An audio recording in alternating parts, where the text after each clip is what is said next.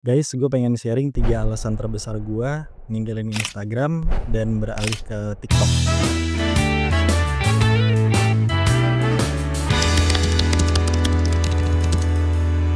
Followers dan following yang udah terbentuk sebelumnya. Kalau kita pengen fokus untuk konten, pasti ada teman-teman kita, orang-orang yang misalnya kalau kita mau posting sesuatu, kita nggak enak, nanti dia bakalan ngeliat.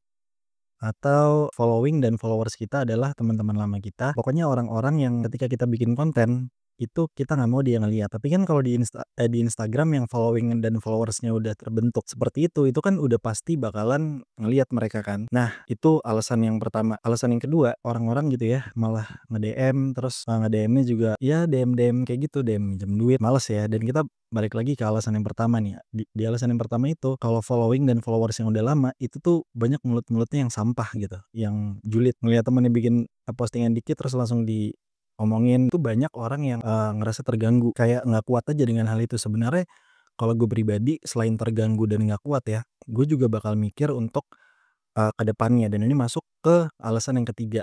Jadi di Instagram itu tidak memberi financial gain kepada kreator-kreatornya. Contoh kalau misalnya di YouTube kan ada AdSense, terus di TikTok juga sekarang karena TikTok udah gabung sama Tokopedia, jadi dia bisa membuka peluang kita cari cuan dari afiliator. Jadi kita bisa masarin produk yang ada di Tokopedia, kita bikin video terus langsung masuk ke keranjang kuningnya. Biasanya 5-10% dari harga barang. Terus yang kedua di TikTok itu juga dia membuat live streaming itu bisa nanti dapat cuan dari TikToknya. Kalau misalnya followers kita kalau nggak salah ya udah 20.000, biarpun nggak ada yang nge-gift pun itu nanti bisa dapat rupiah dari TikTok. Itu yang gue tahu, meskipun di TikTok ini kan peraturannya juga terus dikembangin ya, terus dikembangin dan bisa berubah-ubah gitu. Misalnya gue punya akun, terus gue pengen menawarkan diri jadi afiliator. Nah, si TikTok ini bakal menganalisa dulu akun kita itu sehat atau enggak.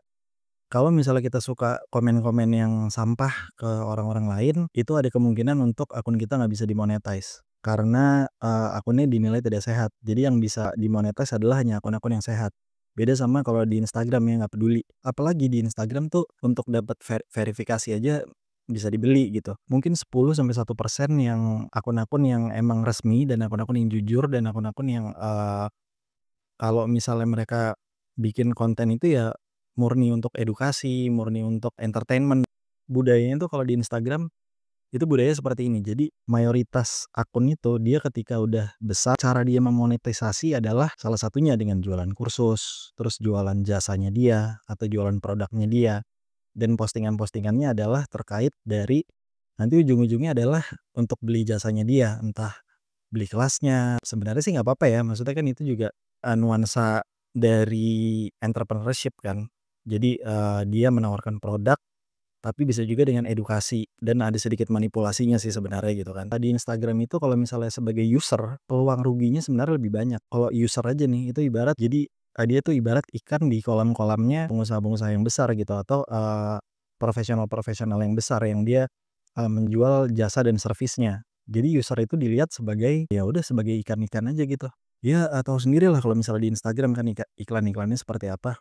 Beda kalau misalnya di TikTok, karena scroll itu yang iklan adalah kreator-kreator gitu. Perputaran uangnya baliknya ke kreator lagi. Itulah yang membuat gue untuk cabut dari Instagram dan pindah ke TikTok. Lagi pula ketika gue bikin konten kan soalnya following dan followers gue masih baru tuh. Gue nge-follow orang juga dari nol lagi, terus gue di-follow orang juga dari nol lagi. Nah itu nanti dia akan membentuk niche-nya sendiri dan nggak perlu, "Aduh ini entar si dia ngelihat nggak ya? Aduh ini entar si ini ngelihat nggak ya?" Terus banyak banget nih di Instagram yang dia memposting sesuatu tuh flexing. Memposting sesuatu flexing, terus udah gitu ada juga yang pencitraan, dia memposting sesuatu yang sebenarnya bukan dirinya gitu. Jadi misalnya dia biasa makan di restoran bintang 5 terus dia posting tiba-tiba makan di warteg. Kesannya supaya dia ini adalah orang yang sederhana dan lain-lain, padahal enggak. Dan bisa juga sebaliknya yang biasanya makan di warteg terus posting di yang mewah-mewah, yang apa gitu kan. Jadi kayak aduh apaan sih, males banget gitu. Unfollow entar baper entar gimana. Jadi daripada untuk meminimalisasi drama-drama kayak gitu ya, sebenarnya bisa kan buat Instagram baru gitu kan dengan followers dan following yang masih nol. Tapi pertanyaannya balik lagi, ketika gue bikin konten di situ, bikin konten kan pakai waktu, energi, dan effort ya. Mendingan gue fokusnya tuh ke TikTok dan ke YouTube. Jadi ketika bikin konten, bikin sesuatu, lo juga bisa guys kayak gitu bikin konten dan bikin sesuatu, itu ada juntrungannya. Jadi paling enggak lo menanam sesuatu yang bisa lo petik nantinya. Cara orang-orang yang ada di Instagram untuk monetisasi akunnya adalah ketika akunnya sudah besar, mereka pasti akan menjual jasa dan produknya, which is sebagai user akan jadi ikan itu tadi. Emang di TikTok juga sebenarnya seperti itu, tapi kalau menurut gue pribadi agak lebih sehat dan lebih pro kepada kreatornya atau pro kepada usernya gitu sih. Gue tahu di sini pasti banyak yang mungkin ada yang ke-trigger atau kayak gimana pengen komen, silakan aja di kolom komentar, dan banyak juga pasti yang nggak setuju. I don't care, it's just my opinion. So thank you for watching, silakan like, subscribe, dan gue tunggu komennya. Peace.